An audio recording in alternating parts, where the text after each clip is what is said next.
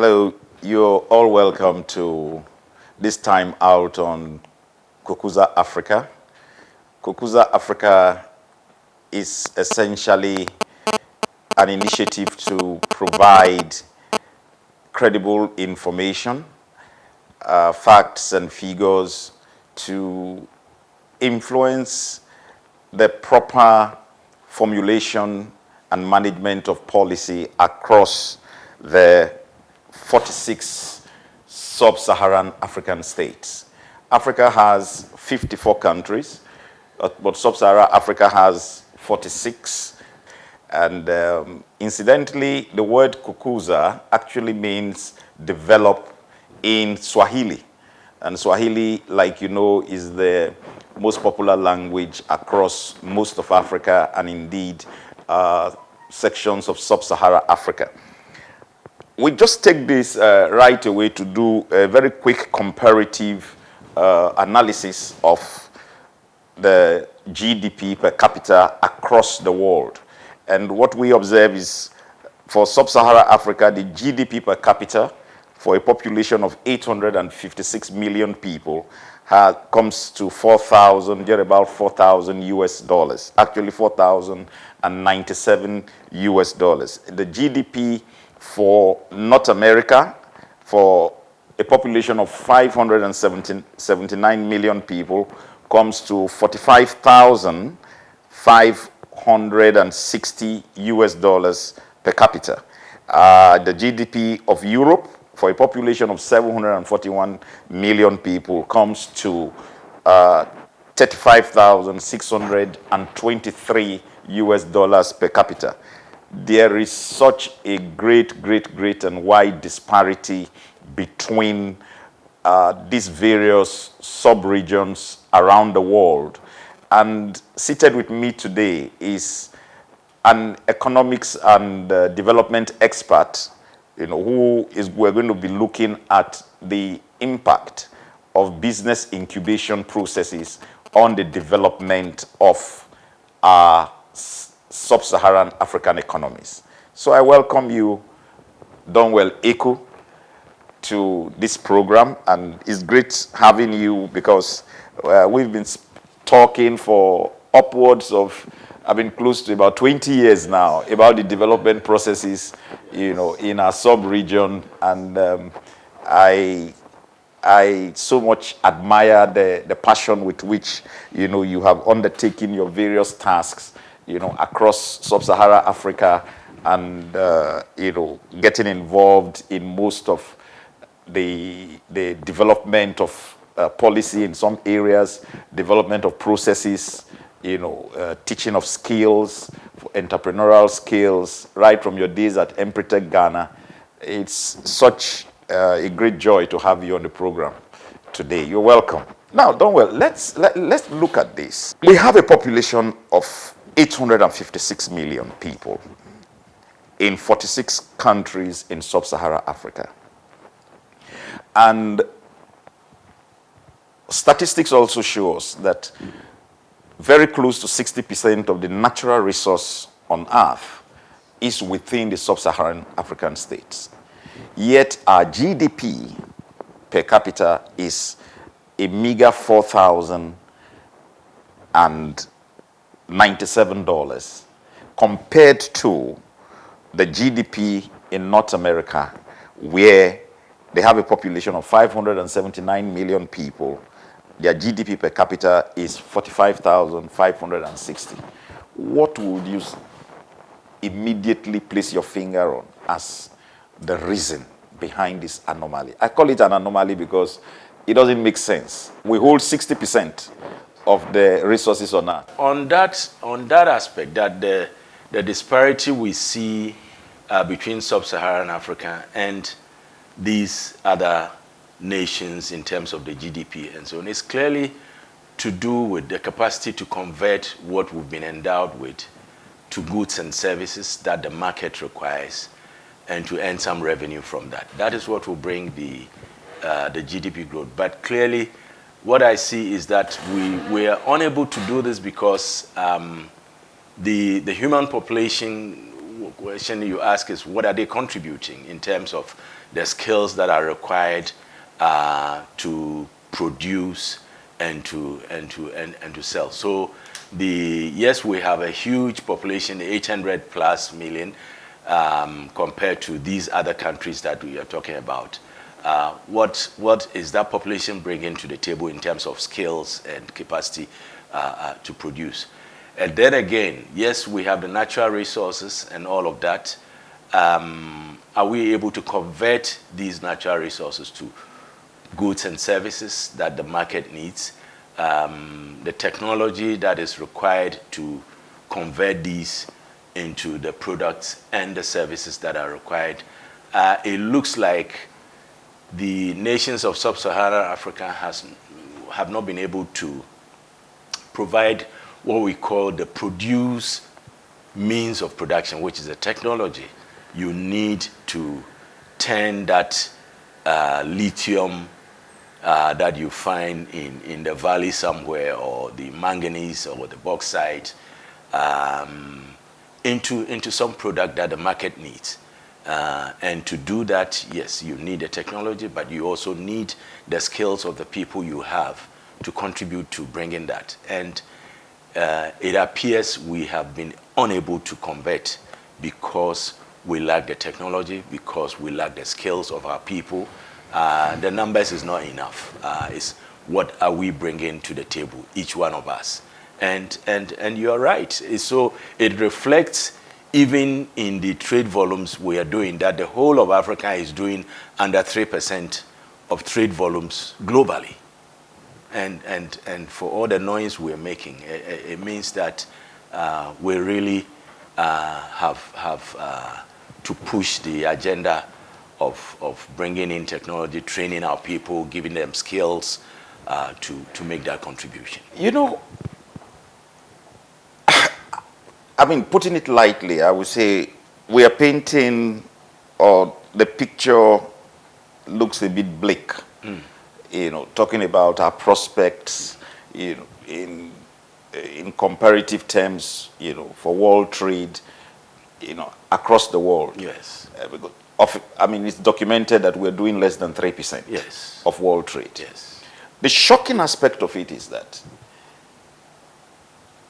only 6% of sub-Saharan African youth have had the benefit or are currently going through higher education. The world average is 25%. So in sub-Saharan Africa, as it were, this is just to corroborate what you've just said.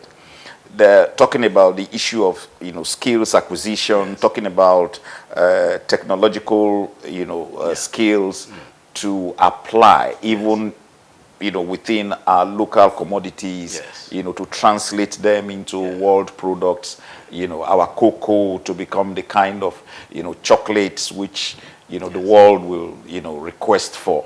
You know, our wood, you know, turning into the kind of products which the world, you know, will request for. You know, producing our own types of vegetables and flowers and fruit, you know, for you know, for world export and the rest of it. You see, so we have a situation on our hands where even the 6% who have had the benefit of higher education do not have transferable skills to, you know, impact on our various commodity section. It's rather a bleak situation. It is. And in your capacity as a business incubation expert, what do you think would be the role of business incubators in addressing this very salient need of sub-Saharan Africa? And what we are looking at is essentially the livelihood, the destiny, the outcome of 856 million people. Yeah, so what we see here is Africa has to play catch up. We've been left behind, as it were. And so speed is of essence. And if speed is of essence, it means that we have to achieve so much within a certain short time. Yes, the small enterprises sector have contributed in giving jobs to a lot of our people in Africa. Call it a coping mechanism, because the jobs were not available. Where are the factories to employ the people, and so on and so forth. So if people can't find jobs, to cope, you want to move to do something. And so from a tabletop situation of selling something to repairing some broken down televisions and fridges, to doing some other things, you find people just trying to cope and getting into small enterprises. Okay. But nationally, that needs to be structured. They cannot be left, as it were, by themselves to evolve over time. We don't have the laxity of time to just let this evolve naturally. So speed is of essence. And one of the things that business incubation does is to try and speed up this process of getting small enterprises to start, and to start well, and not start and collapse down the line 3 years, 5 years, and so on. So the business incubation as a tool for economic development, which other nations have used, is something that we in sub-Saharan Africa need to look at. Because what you are saying is that instead of the startup going on their own to acquire premises and all the requirement, if you introduce business incubation, you kind of reduce the time for this enterprise to really get up and run. Right. Okay, because the capital requirement are lowered a bit. Right. Because they are not going to have to rent a huge place or on their own at exorbitant prices. Here in West Africa, we have advance payment and all of that. Right. That gets in the way. Sometimes 2 years. Yeah, 2 years, 3 years. Yeah. And that is money that is sunken, that is not even going into production. It's not productive. Okay, so what business incubators does is to remove all these obstacles and make space available, make business support services available, and then also look at support for the idea formulation and all of that, to cut short the time for this business to. So Africa, if we have to play catch up, and that's where we are. The world has left us behind on so many fronts. Yeah.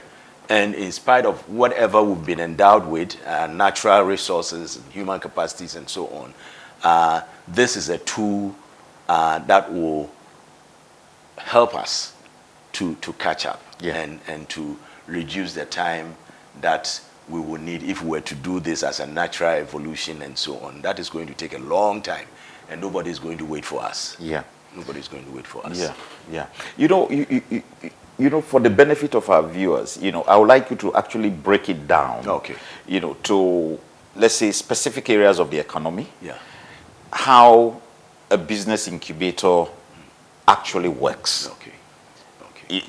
Because if we look at, there are various sectors of the economy. We have the agri sector. Yes. We have the mineral sector. We have the IT sector. We have the service sector. And I know in your experience, you've handled quite a couple of initiatives across sub-Saharan Africa where you even had to do quite some work in South Africa and the rest of it. So how does it actually work? Okay. Because quite a number of people have heard of business incubation.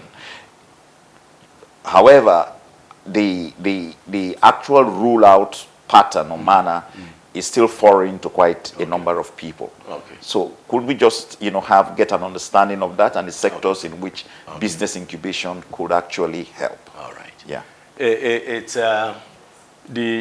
I think it came out of a term where a child is born preterm. Okay.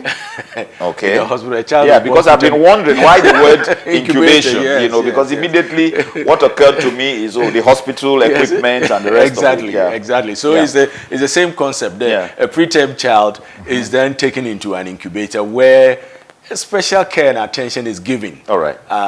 So that the chances of survival is improved. Like a protected environment. Yeah, protected environment. Okay. So that the chances, because if it's preterm, then it means that it didn't form Fully. as well. Fully. Yeah. Okay. So that allows in that protected environment for that child to then form properly, and then it can exit and enter the world as it were. Yeah.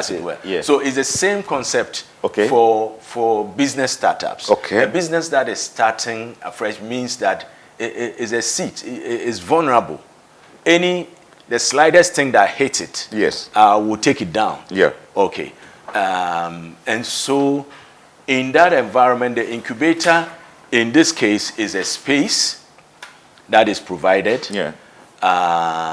With support services in terms of advisory services, training services, sometimes even depending if they are all in the same sector, pooling together their resource requirements so that if all of us are in an agricultural incubator, for instance, right, where the raw material we need, like fertilizer and so on, instead of an individual going to buy, there's economies of scale if all of us pool together. Pool resources and our together. Procurement is done jointly. Yes, jointly. Right. It brings the unit prices, cost, unit costs come down. Down and so on. Yeah. So those are some of the services that are provided for the young businesses that are starting.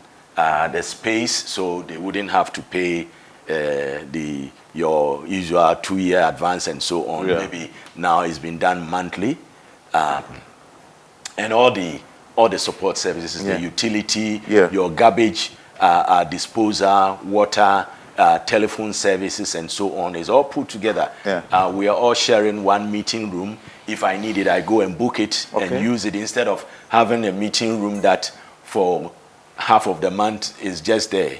I'm not using empty. it. Yes, it's empty. Yeah. Okay, but it's cost to the business. To the business. Yes, if it's available in a communal sense, and I use it when I need it, and I pay it for the time that I've used it, it reduces my cost and so on. So those are the structures that are built into the business incubator to allow the startup costs to be lower than usual.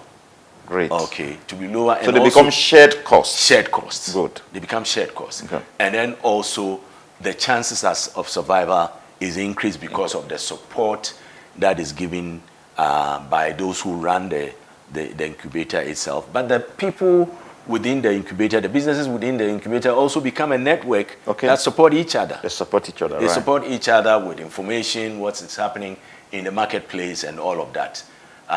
It makes it quite useful.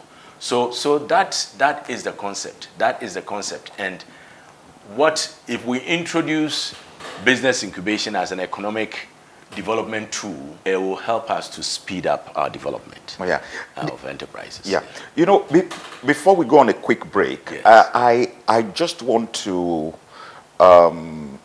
ask this question. When you bring young businesses together, I'm asking this question against the backdrop of a study done in 2017 that proved that 80 to 85% of businesses fail worldwide in the first 5 years. Yes. What I really want our viewers to understand is, what are the chances of a business growing right from the incubator to full-blown stage on exit of that incubator? What are the actual measures put in place to ensure that those businesses do not fail? Because businesses require finance. Yes. Startups require entrepreneurial training. Yes. startups require markets for their businesses. Yes. So within the incubator system, Yes. will these startups have access to some of these salient areas to grow their businesses? Yeah. Even an area as important as bookkeeping, Yeah. which is very foreign and not native to quite a number of startups. Yeah. They don't take those things into consideration. Yeah. Yeah. We really need to understand, how that business incubator process can help the startups in these various fronts. Yeah, okay. After that, I'll be asking you another question on who puts together the environment for the incubator. Okay. We'll take this time out. Okay. When we come back from the break, you give us All right. the response. So welcome back to Kukuza Africa, and Don Weliku is going to give us a deeper insight into the questions we asked just before we went on break. Yeah. Yes, Don Wel. Okay. Yeah, so the survival rate, what you clearly mentioned was the fact that, look, the survival rate for small enterprises is very precarious. I mean, 80% and more in the first 5 years is very, very precarious. So what the incubator does is to look at the whole value chain of the business, okay, and to see what support it can offer. So it even starts with the ideation stage. Sometimes the startup comes with the idea, okay, and then it is not properly honed in. And as I said from the beginning, people jump into small enterprises as a coping mechanism. Okay. Maybe this guy is a technician working for somebody, and he thinks that he knows how to do the thing. Look, I might as well get out and do it on my own. Right. But the business has more than what the technician brings to board. Okay. It has the whole gamut of things, the market and the finance and all of that. Right. So the incubator then provides this environment. For instance, you mentioned accounting services. Right. On my own as a small enterprise owner, I don't have the resources to engage a knowledgeable, qualified accountant. Right. Okay. But 50 of us, 30 of us in one unit, Yeah. okay, is significant for that accountant to take all of us on. Yeah. And to charge us less. So you're referring to 50 businesses, yes, enlisting the services of one accountant who can work for all of them. All of them. So in an incubation program, yes. That is business for the accountant. That's business for the accountant. And that is shared costs for the incubatees who are within the program. Yes. And this could be IT personnel. Fantastic. This could be farmers. Fantastic. Great. All of that. Right. All of that. Because on your own, it will really be difficult for you to engage a qualified accountant. That's Sometimes true. people take on people they call accountants. You and I know they are not. Right. They give them more problems than usual. Very true. So yes, accounting services, even the market end, that the providers of the incubation service are in a position to look at the wider market and then help, especially if they are all in the same sector. It becomes an aggregation to take whatever they are offering to the market on their behalf. Right. So market entry becomes easier. They are able to package them for trade fairs and trade shows and so on. Even the marketing communication that is put out there can be done in such a way that it is not just one entity. Right. And buyers, when buyers see the massing, instead of one individual doing something, it all sends some psychological message that strengthens their resolve to buy from this. So the provision of the business advisory, or what we call the business services, will look at the whole gamut, financial services, and you're right. Most of our small businesses don't look at the financial prospects of their business. Right. Keeping records, basic records, just that. So if I'm drawing strategy plans. Yes, drawing strategy plans. Right. If I'm an incubatee, and then I'm benefiting from an accounting service. Maybe what they can tell me, look, I give you this file. Just when you buy, keep the receipts here. Right. We will come every Friday evening to pick it up, to pick them, and go and plug it into the system and right. bring you your financial reports and yeah. so on, so that you don't have to worry your head yeah. about that. Yeah. That is a huge support, because on their own they are running around trying to find business, and then meeting requirements of the regulators here and there, and which so can on. be a Herculean task. Yes, a Herculean tax. Yeah. Okay, so this environment, filing of taxes, yes, and VAT receipts, all of them, Senate, exactly. And Social you see, Security, it becomes very attractive for these service providers, i.e. the banks and right. so on, because they know you are not under some coconut tree somewhere. Right. The next time they come, you've gone up in smoke. Yeah. They can't locate you. Then you are fully compliant, as the banks want you to be. They want you to be. They see you are properly housed in a place, right. and they can come, and you are not the only one there. There right. are others, and so on. It makes it comfortable for them to also offer support by way of the finance, and so the advantages are huge. They are enormous, and providing visibility for the businesses, providing advisory support like strategy. Right. Like, I mean, in those days in Emprotech, sometimes when some of the business people come around and then you are talking to them and you ask, okay, so how was the last quarter? Yeah. What was business like? And they are scratching their head. He has no clue. No clue. What, because in the first place they haven't even set targets. Right. Okay, to that this year this is what I want from this business. No documents. And I'm going at it quarter by quarter, right. and reviewing our right. performance as right. we go along, right. and to re-strategize, and so those things are not there. Mm-hmm. Okay, so and I mentioned, for instance, in an incubation environment, instead of this meeting room being available or a conference room being available for you and your customers, how many times will you use it in a month? Yeah. And it's a cost to you. Right. But if it's shared, you use it for the time that you use it and pay for that time. Pay for that time. Okay. What you need to do is to make sure that your planning is so effective that right. you know what is happening ahead of time and book ahead of time. You don't wait till your visitor is coming and you go and stand and say, oh, I need a conference room. Somebody has booked it. Right. So the system helps you to even plan. Right. It helps you to plan, because so you have like a central secretary. Yeah, yes. There's a secretariat. So secretariat instead of you having your own secretary and right. so on, right. there's a central secretariat that is catering for 20 or 30 of you.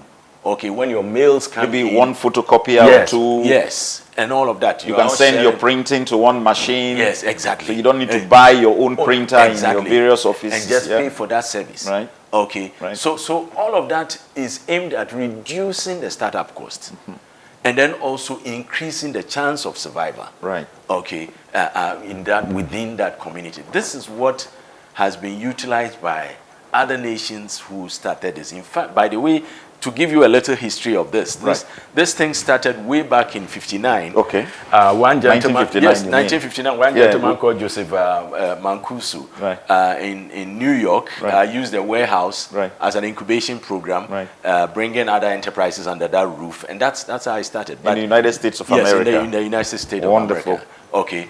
But the 1970s and 80s, when there was this depression, then the governments began to look at this as a tool for development, for reviving economic development, and so on. So that's when it caught up, where in the US, in Europe, in the UK, then it started to flourish. People saw this as a tool to basically speed up development of small enterprises. Well, hold it there a minute, Donwell. Would you think that the Asian tigers used business incubation as a means of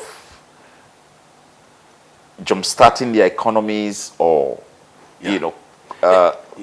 coming out of the doldrums of economic backwardness that they found themselves pre-1960? Yeah, it was all in the mix. It wasn't as prominent at that time, but it was in the mix, because you find support going to what they call clusters. Okay. Of people in the in the steel industry, for Right, instance, right. and all the associated services that go Right. with it. So that cluster is looked at and given support, and they're all forms of incubation, and then of course there's the other part, the incubation and then acceleration. The acceleration. Okay. No, before you tell us about the acceleration program, because that is one question I just must ask you. Yeah. It has caused quite some Yeah. confusion in a couple of places. The Israeli kibbutz system, was that a form of business incubation? It is. It is more towards the clustering. Okay. It is more towards the clustering Okay. because it becomes a community where you find all of us producing the same thing. Okay. Okay. But if you look at it, it's also a form of incubation. Right. Because there is a shared or communal services, common services that they all use, Okay. and pooling their requirement together so that they can get economies of scale and so on in procurement and all of that. So it is. And it worked for them. It did. It did, worked for and them. it's still working for them. Great. It's still working Now, for them. now that brings me to the last question I asked before our break. Yes. Who provides the incubation environment for the startups? Yeah. Is it a public sector-led initiative, or is it a private sector-led initiative, or a combined initiative between the public and the private sector? Okay. In the U.S. now, of course, I said the person who started it did it as a private entity thing. Okay. But down the line, government jumped in Okay. and then provided that support. The nature of, especially for us in Africa, where we are late in starting some of these things, it is necessary to forge a partnership between the public sector and the private sector. Right. So we can have a combination of both, because there is cost in starting this business incubation, running business incubation efforts. The incubatees, in as much as you can charge them for the services and the rentals and so on, may not bring in as much incomes to cover all the costs that are there. Right. So some infusion of some grant support and so on. Public sector funding. Yes, public sector funding from the beginning is necessary. Right. Especially catering to those vulnerable groups that are unable to pay the full cost for services. So some services need to be subsidized and so on. Right. If it's subsidized, somebody must bear the full cost, the cost of it. So yes, that's where the public sector can come in and look at it. So yes, a partnership, public sector. But in the US, you find fully private sector led. Yes, business incubators. Yes. Would they be doing that as a CSR of their corporate organizations? Are they giving back to society by doing that, or they derive benefits in one form or the other from running private business incubators? Yes. Some of them are purely for profit. Okay. You can find some that are purely for profit, to the extent that they are even providing investment capital by way of venture capital and so on. They are picking some of the incubatees that they see as promising. Right, so at the top end. Yes, at the top end. Right. And then so looking down the line 10, 15 years, they know that they are going to derive. Right. And you can see some of the stars around who started in the Silicon Valleys and so on in those places. They went through the incubation system. The incubation systems that and then they were supported and so on. So that is the issue, that yes, public sector needs to play a part. Private sector also can play its part. Right. But clearly, there is a section of the startups who may not have all the wherewithal to pay for the services and so on. But down the line, they can be profitable and provide the jobs that we need for our people and so on and so forth. So they need is a seed that needs to be sown. So, By that. Some of the companies do this as CSR. Right. I mean, yeah, you find companies. I mean, there are universities here that are private. Right. Some people are putting money in there, Right. and the corporate entities that are doing that take this back through the tax and tax benefits they get, and so on and so forth. Okay. So that can be a combination. Right. A combination in that respect. Yeah. Right. That's great to know.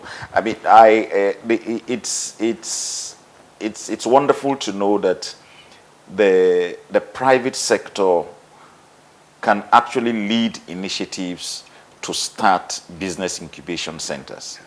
So let's say, for example, growers of flowers. I remember some time ago you Yes. told me of Yes. one such venture in South Yeah. Africa. Yes. You know, can come together in lots of, say, 20s, 30s, 40s, and, you know, under an incubation system where they have shared costs and provided with entrepreneurial skills training, provided with bookkeeping assistance, and even some form of help to approach the banks for required funding.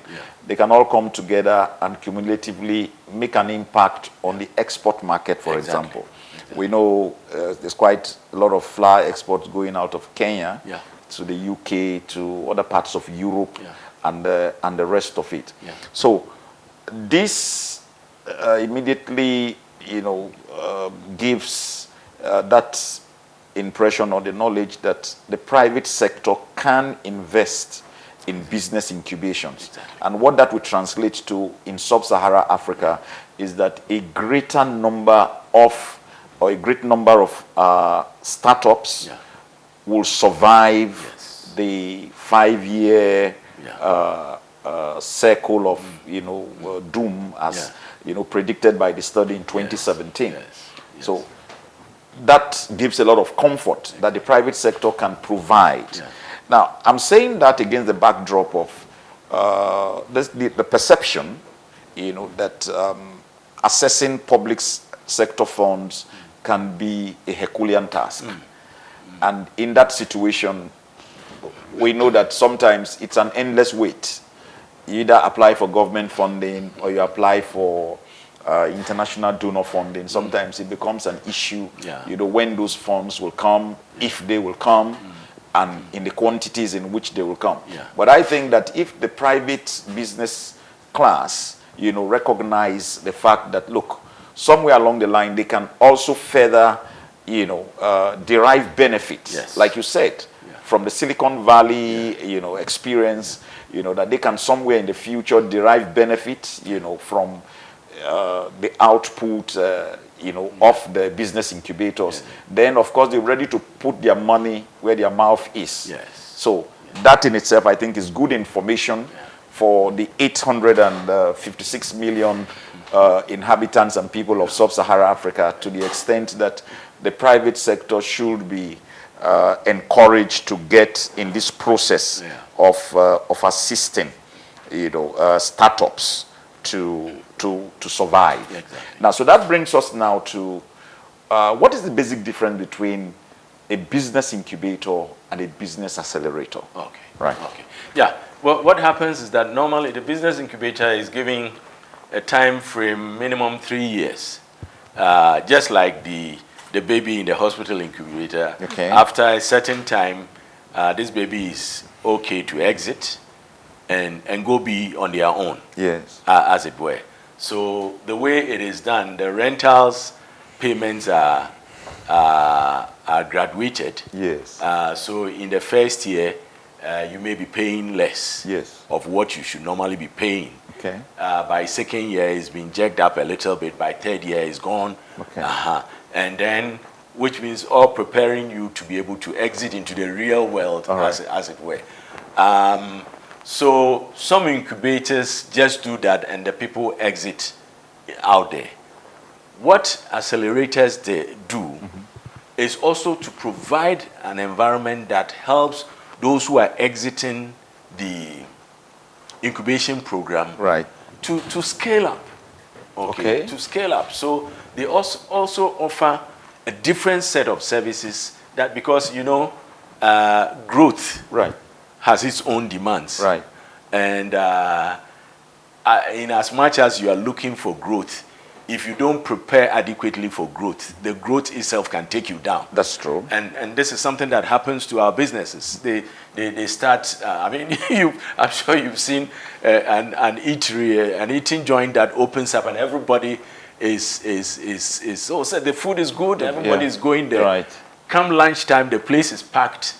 And then because they haven't prepared for this explosion, they start giving the red you ordered to somebody and bringing somebody's tools after you. We've seen that a lot. And then all too soon somebody says, don't mind those people. Yes, they are time serious. wasters. Yeah. And then the thing goes down. Right. So in this clear case that this is growth coming. Right. But the business, are you prepared for the growth? The business hasn't prepared for it. Is the business prepared for the growth? It's not prepared for it. And that growth is going to take it down. And so accelerators provide environment that then help the entities that are exiting the business incubation. They've come to a stage where growth is staring at them. Right. They need a different set of resources, funding arrangements, and all of that. And even bigger space and all of that. Okay. To operate. To operate. And the accelerators do that. Okay. Provide okay. them. So what you're saying essentially is that the locations or environments you use for the incubators are not the same. They are not the same. You use for the accelerators. No, so the accelerators, as it were, are the successful graduates of the incubation system. Yes. And you said the incubation system lasts for how long? 3 years. Minimum 3 years. Okay. Yes. Minimum 3 years. Yes. Maximum by the 5th year you should be out. By the 5th year you should be out. So you don't get too comfortable and remain there. Yes, and remain there. You know. Yes. You would outlive the resources. The resources of the place. Yes. Okay. I mean, it's great to know. But how long? Now the accelerator program, does it have a terminal end? Is there a point where the businesses need to finally, exit the accelerator? I think so. And how long will they be there? It's for what I've seen, it depends entirely on the business. You go into an accelerator program and then you are giving the necessary injections to now scale up. Right. It is bound, and if you are doing well, it is bound to get to a point where you say that, look, I've outlived this environment. Now I can really stand on my own 2 feet. Yeah. And looking at what is coming in terms of growth and my strategic objectives and so on. I need to exit. Right. Okay. So some provision is made for those to also exit, because you can't be in it for. It's like a conveyor belt. Right. Right. So somebody else must come. Right. Okay. And that's the way it goes. Right. That's the way it goes. Right. I mean, from what you've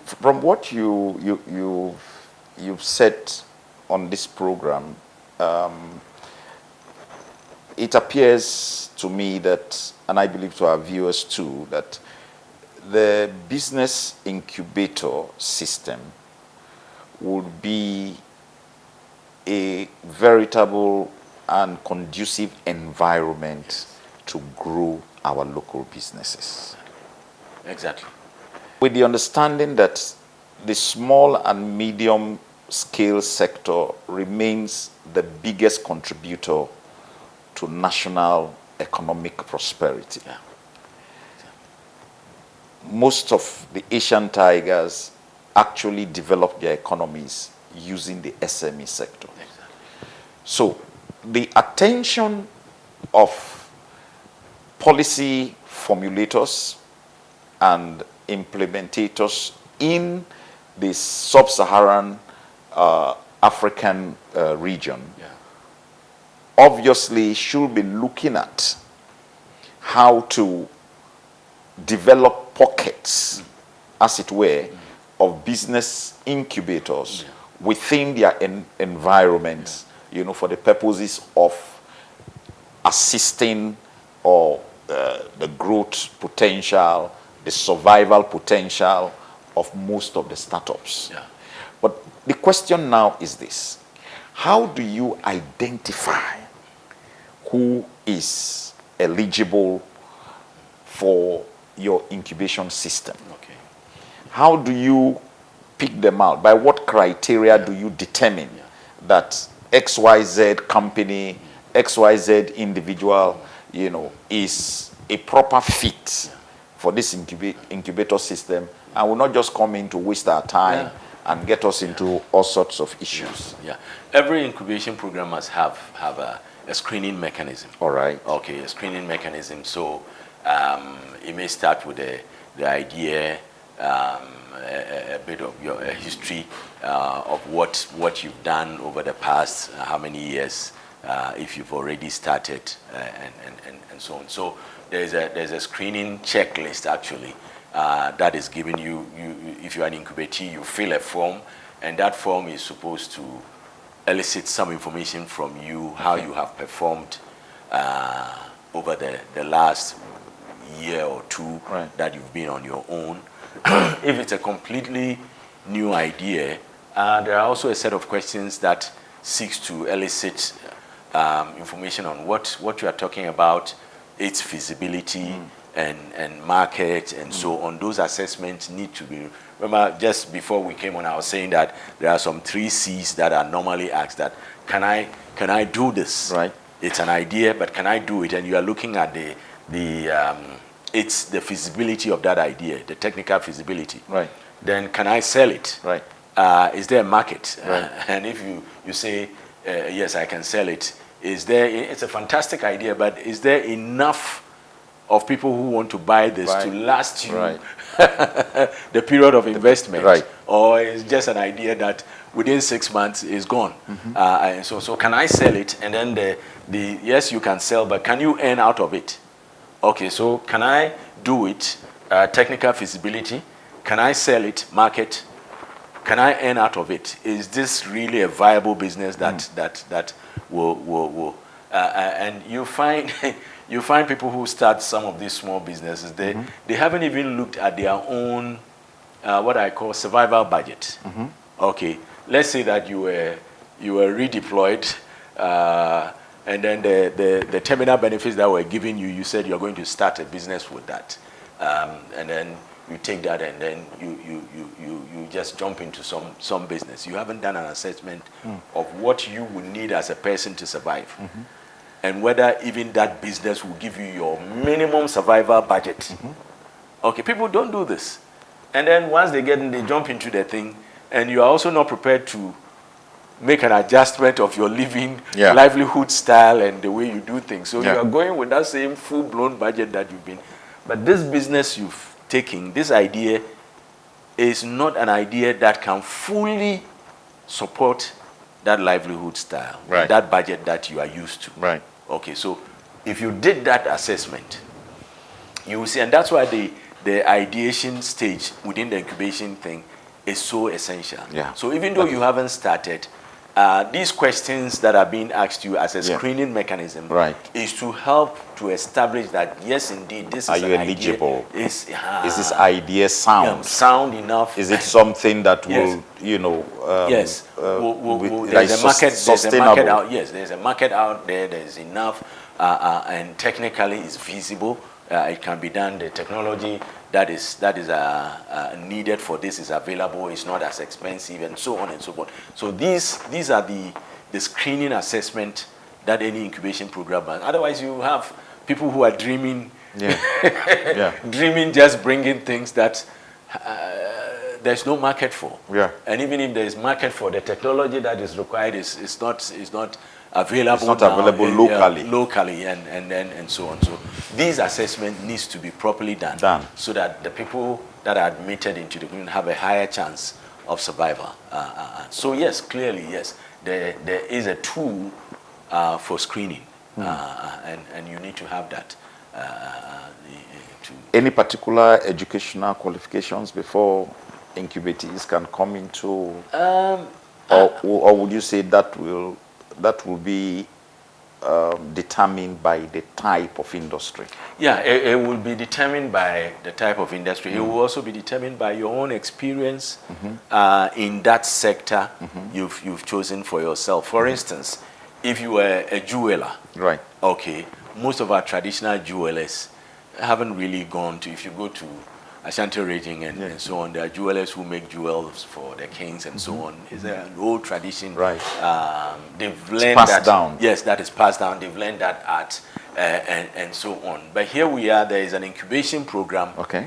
that is now getting some of them to use computer-aided design softwares to design the Wonderful. jewelry. Wonderful. And also, Just like it's done yes, in the elsewhere. developed world. Yes, in developed world. And then bringing back the traditional designs are so unique. Yeah. So that partnership is very, very, very unique. To the extent that not just the computer aided, they are doing now you call it 3D printing. Right. Yes, 3D printing so that they can print. And so if you order 50 of one piece of jewelry or pendant or something, Right. it will not come in different shapes and sizes. So standards and There's standard, specifications there's precision and so on and so forth. assured. Exactly. So even though these are not people who have been to university, they haven't been to.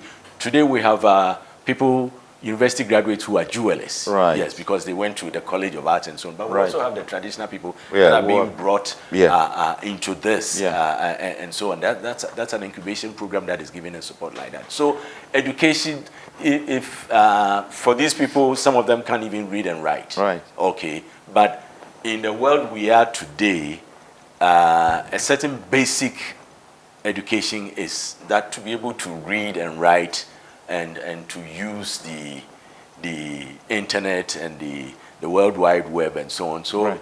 we are moving to a place where it is necessary to have some basic Right. education to be able to read and write. But the incubation system itself provide the means to show people up, even though they may not have the in terms of education, Right. as I said, Right. the traditional jewelers and so Right. on. So Right. that's one unique example. Right. Yeah.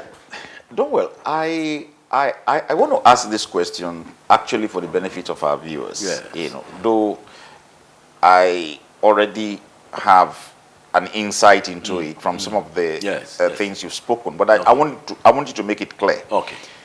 Is there opportunity for foreign markets for the products of the incubatee in the center? Yeah. I'm asking this question, you know, against the backdrop of the understanding that foreign markets sometimes earn you more money because of the exchange rate. Yes. And we know that previously there was, for example, the AGOA Act, Yes. you know, which allowed some sub-Saharan African states to export certain products to the U.S. Yeah. But we seem not to be hearing so much about that anymore. Yeah. We don't know what has happened to that initiative. But I mean, the question now is, could business incubators be used as a source of production for, you know, initiatives like the AGOA, Yeah. or is it at the accelerator stage? Yeah. At what point, or Yeah. is there a potential for it? Yeah, yeah, there is. Some of the agricultural incubation programs become points of aggregation so that they can produce volumes that the export market needs. As in terms of flowers, for instance. Okay. I mentioned, this flower incubation program that I visited in South Africa some time ago. Said that, look, the person who is buying doesn't want to go to this entity, collect from there and collect a little from here, and then it's a lot of work for them. Okay. So if all of us in this area are incubatees in a program that produces flowers, clearly it makes us attractive for the export market. Great. Okay, because that unit will have its own packing house. Right. So everybody harvests and takes it to the packing house. Right. And it's prepared, washed, cleaned, and then packed nicely. And then the required volumes are also available for the buyer. Okay, it makes it easy. In sufficient quantities. In sufficient quantities. Right. In sufficient quantities for the buyer, and the buyer is saved the trouble of hopping from one place to the other and so on. So if an incubation program targets the export market, it's a fantastic idea. Those who are running the incubation program have the opportunity to deal with the buyers, even in negotiating prices and all of that, you know, because the individual entrepreneur, by their own strength, do not have any leverage in negotiating prices and so on. Yeah. But if we go as a collective, yes. Would you call that a cooperative? Yes. Yeah, not necessarily a cooperative. Okay. Not necessarily, we are all business entities occupying these premises, but all of us are producing the same thing. Okay. Okay. So we become an association, sort of. Good. And then we negotiate better because we are a collective of some sort, and we can get leverage with that. So there are specific enterprises in product areas that stand to gain from export. Right. Okay. And the incubation program helps to bring a certain discipline, because if you know foreign buyers, right, especially one of the problems, and let me mention, one of the problems that we got from the AGOA, right, here, especially here in some of the African countries, is that the buyers are ruthless. When they come, there are specific things they are looking for. That's true. Okay, they are not now coming to feather bed anybody. No. It's not their business. They want to buy well for their organization. According to their specifications. Usually they are middlemen. Yes. They are brokers. Yeah, they are brokers. Right. So, okay. So they have instructions. Instructions, and they are also paid based on what they do. Based on what they do. If they get it wrong, they are gone. Yeah. Okay, so when they come in, you better have what they are looking for. Yeah. Otherwise, forget it.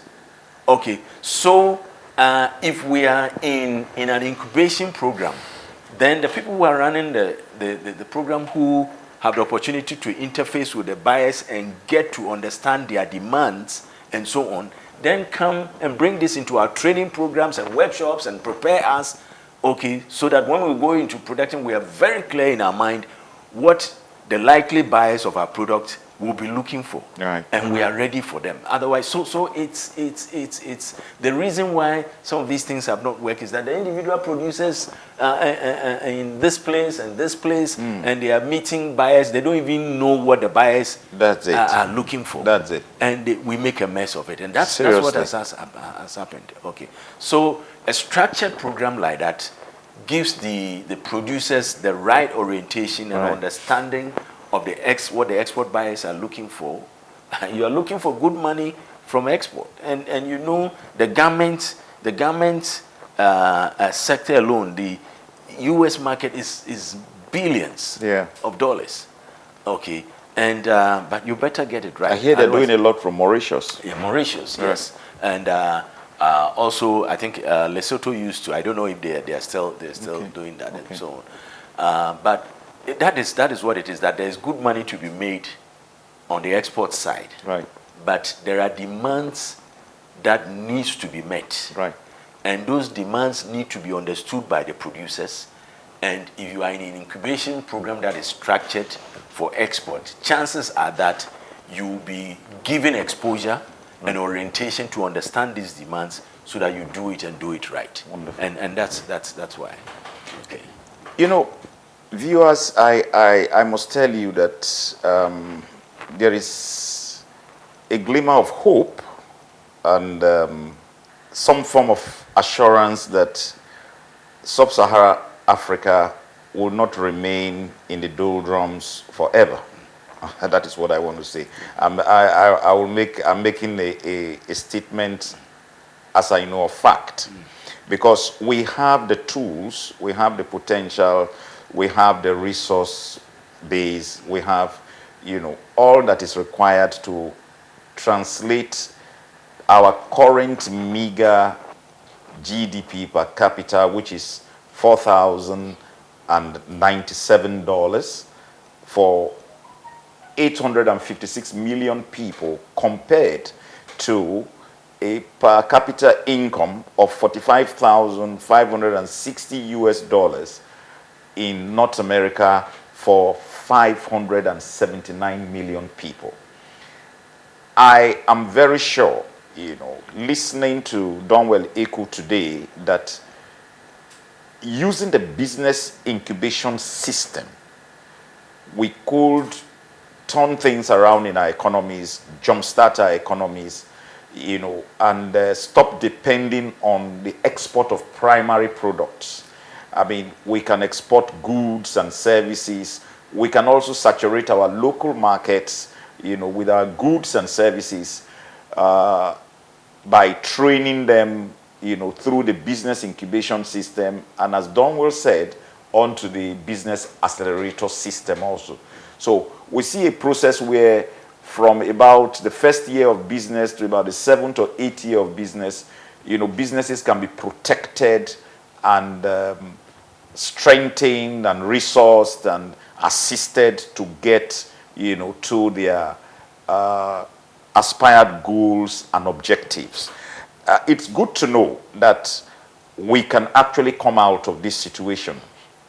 Seeing the examples of the Asian tigers, I know definitely that we have all it takes, to translate from just contributing a meager 3% of world trade as a sub-region to, an equitable value, which can more or less compete favorably or equate with what is going on in other parts of the world. To round up this time of discussion, I will just want us to, take a very close look at the what we will call the general objectives of setting up business incubators, because that is what I think every one of us needs to go away with. It's important to know that what we are aspiring to project on Kukuza Africa is a set of credible researched information which will be sufficient to assist the governments of sub-Saharan Africa to develop and implement policies that will turn around the situation in the subcontinent. That for us is our mandate. So I'm going to be putting it to Donwell now. We're just going to look at just a couple of objectives, even as we round up our discussion. Donwell, what would you say about the employment levels? What will business incubators do, in generating more employment, in sub-Saharan Africa? How will this immediately dovetail into improvement of livelihood? Okay. Yeah. Just as we said already, all over sub-Saharan Africa, we know that the small enterprises sector and the informal sector are employing a lot. In some countries up to 90%. Right. Okay, of the jobs that are created is from there. For the small and small medium scale enterprises. Right. Yes.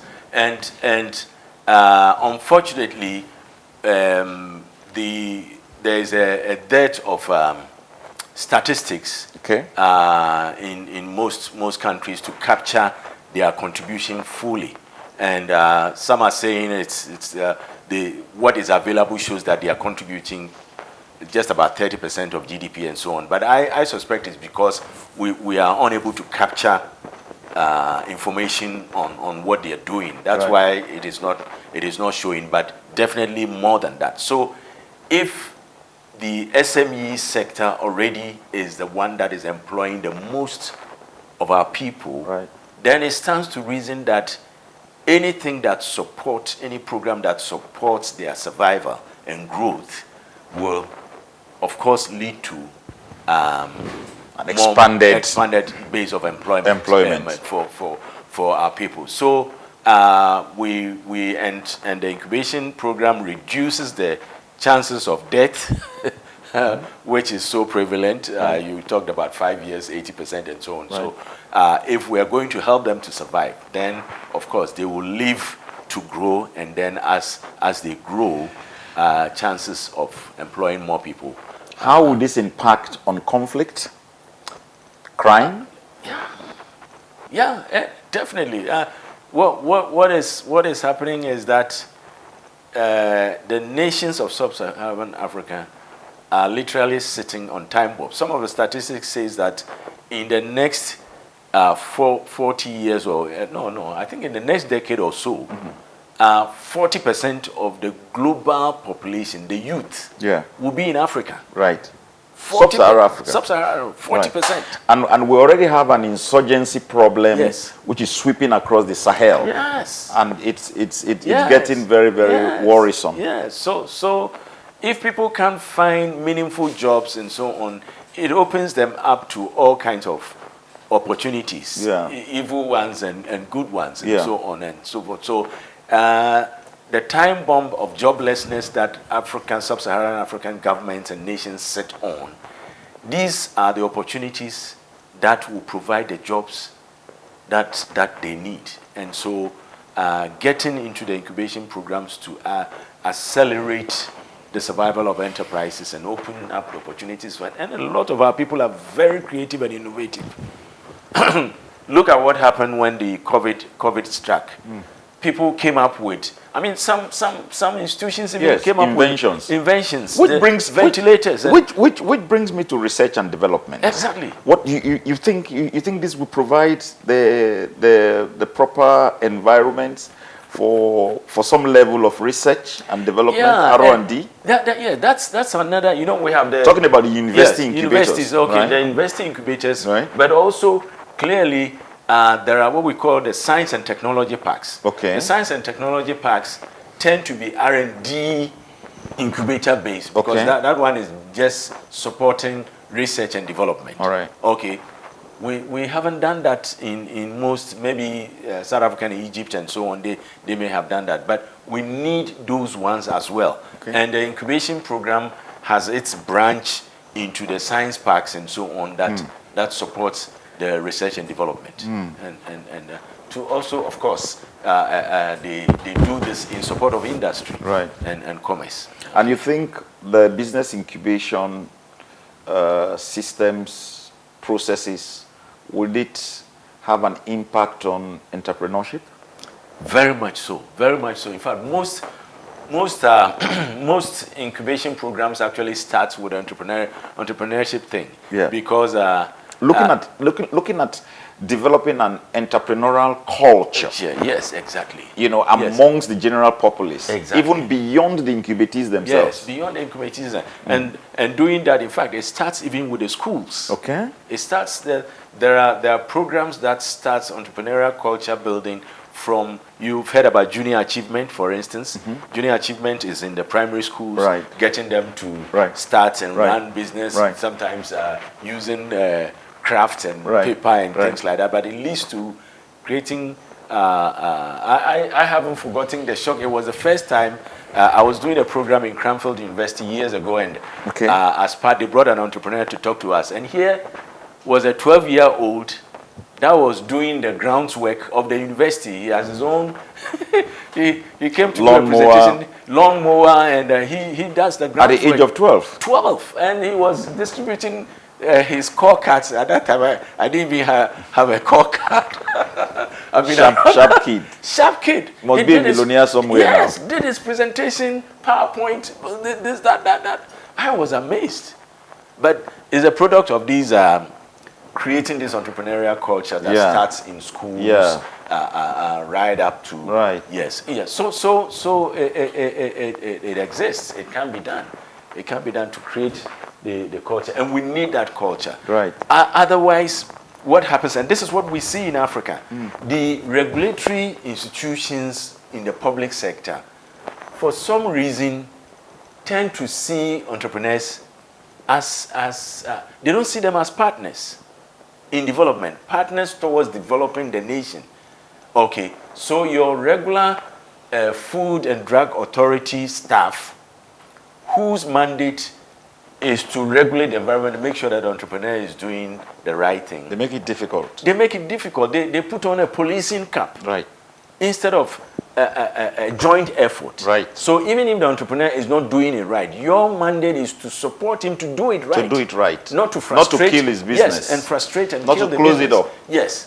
So that needs to change. That needs to change, and we need to forge that partnership. Wonderful. So in effect, you think this will encourage young graduates to start their own businesses? Exactly. And take the pressure off the regular job market? Exactly.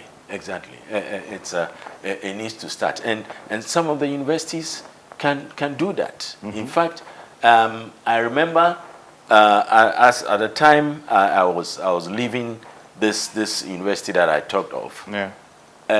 A car company was building a facility on the university campus, linked to their computer-aided manufacturing department of the university, and this was a huge car manufacturing entity, forging a partnership with a university, whereby they have a plant on the university campus. Yeah. So there's an opportunity for the graduates to first-hand learn something that is a production related and so on, whilst they also benefit from the research that the university provides as an enterprise and so on. So these are innovations that we can structure and not see public sector entities, police officer with a stick to knock people's head and so on. No. But partnership. They should be facilitators of development. Yes, exactly. By providing the conducive environment. Exactly. What we require. Exactly. To grow. And see the entrepreneurs as partners in achieving those objectives. You know, I tell you this, Donwell. You know, actually, I guess this was precisely in 2012.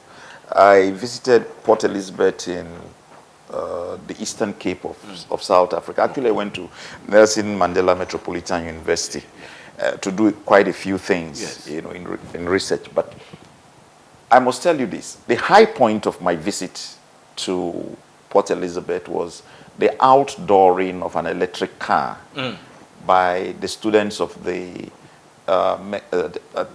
mechanical engineering department of the Nelson Mandela University. Then it used to be called the Nelson Mandela Metropolitan University. I mean, it brought a flicker of hope, you know, in my heart, in my mind, especially when I looked at that most of them, the cross-section of them were actually blacks. You know, of course, they were also whites, you know. I mean, there was a combination of white and black and all that. But coming to think of the fact that we have within us children, students, learners who have talent to translate, you know, into goods and services that will improve the standards of living, which will improve, you know, living conditions, you know, in our sub-region. I mean, for me, was a high point.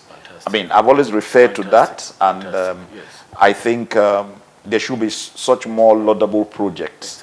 Recently, I think this is about 2 years ago, this was about 4 years ago, a student at the Ho Polytechnic, it used to be a polytechnic then, I hear it's now a university, you know, manufactured a car engine that runs on water.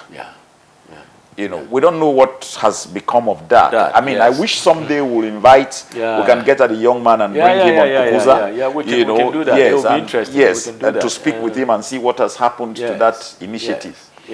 So, we are looking at a sub-region that is full of human talent.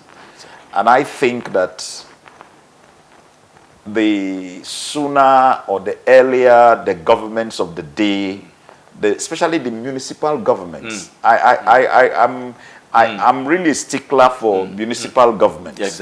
Because I don't think that the centers should get involved in this, but actually the municipal governments, the local governments, you know, should begin to partner with the private sector to set up business incubation systems to provide the environment for young graduates, young school leavers young men and women with ideas to come together under protected environments, you know, to be able, you know, to receive the prescribed services which the incubation centers provide for them to get their ideas, you know, into viable businesses, which will in turn, you know, lead to much employment and, you know, economic livelihood for the people of sub-Saharan Africa. Exactly. Donwell, it's been wonderful speaking with you on this topic, and I look forward to, you know, doing some more about this. And I think that maybe at that stage we'll be talking about actual policy formulation and implementation. I've enjoyed this. You know, both of us are passionate about Africa's development, and you see my postings on Facebook, and going at policy people and all of that and so on. So I believe that this will go so far, and I'm willing and ready to offer everything that I have towards making this work. Yeah, don't worry. Thank you so much. And that will just be a great joy. Viewers, it's been great, you know, coming to you, speaking on the issue of the business incubation system, which would necessarily affect positively, impact positively on the development of sub-Saharan Africa. Sub-Saharan Africa, like I said, incidentally, is a conglomeration of 46 countries, you know, out of 54 countries in Africa. And we just contribute 3% to world trade. That is not normal. It is, I would call it an abnormal situation, in spite of the fact that we have 60% of world resources. So we need to up our game to make sure that we make sub-Saharan Africa the place to be. So we say Kukuza Africa. Kukuza Africa is develop Africa in Swahili. You're welcome always. You go to our website, www.kukuzaafrica.com for, you know, more information, and you can join the network and be part of this development initiative and drive in sub-Saharan Africa. Thank you, and we look forward to coming your way again. Have a great time. I think I should give you a COVID handshake before you go. Wow. All right.